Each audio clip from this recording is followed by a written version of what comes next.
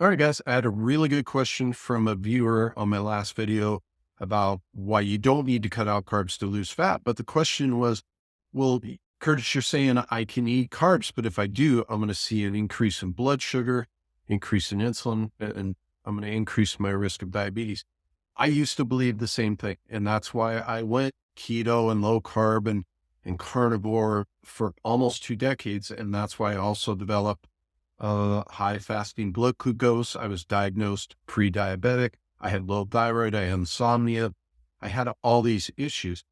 Well, the problem was not carbohydrates, as I later discovered. The first time somebody told me, Curtis, it's not the carbohydrates, it's your inability to process them. And when you dig through the biochemistry and what goes on in your body, it's true. So fast forward 4 or 5 years later, I eat plenty of carbohydrates, no longer low thyroid. My blood sugars went down eating more carbohydrates. And it makes sense when you understand how your body is designed to work. So in this video, I want to talk about that and why you shouldn't fear carbs. Okay. So first things first, if you eat a balanced meal which includes carbohydrates, you are going to see an uptick in your blood glucose. You're going to see a release of insulin, and then it's going to go down. That's a healthy process. It's natural. It's what we want to see.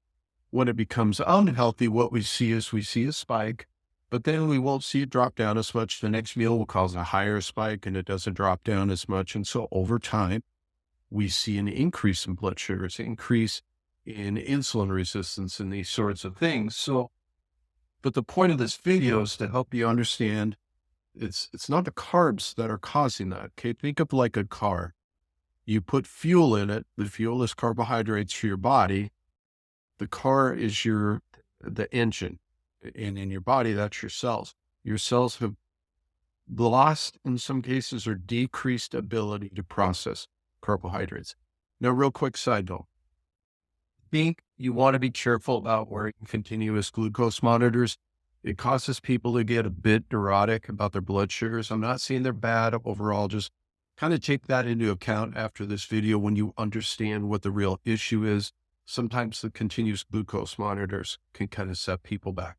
So the bottom line is, if you're only focused on blood sugars and insulin and those peaks and stuff, you're focused on the symptoms. Something is causing that, and it's not the carbs, because there's plenty of people in this world that can tolerate carbs. There's plenty of people in this world that used to not be able to tolerate carbs and now can. I'm a prime example and clients that I've worked with.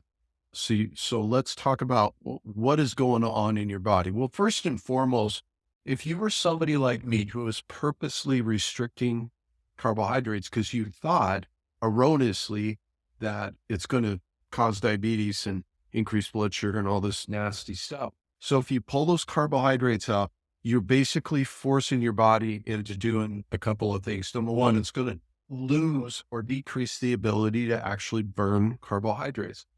I'm not going to get into the biochemistry, but if you look into things like your electron transport chain, the Krebs cycle, all these things, it's very clear your body is designed to burn carbohydrates as fuel. But when you withhold them, you're basically telling your body, okay, you don't have carbohydrates, so your body looks for a backup source of energy. That backup source is to take your fatty acids and convert it to fuel. Okay, now this is something that can be done. Your body can operate on it. It's just not the preferred method. It's also a stress-based method. Okay, this involves stress hormones to actually undergo this process.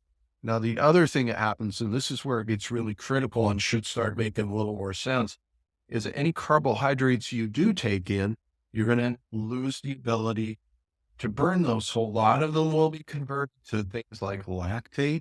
That's not what you want. Lactate is an inefficient way to produce energy from carbohydrates.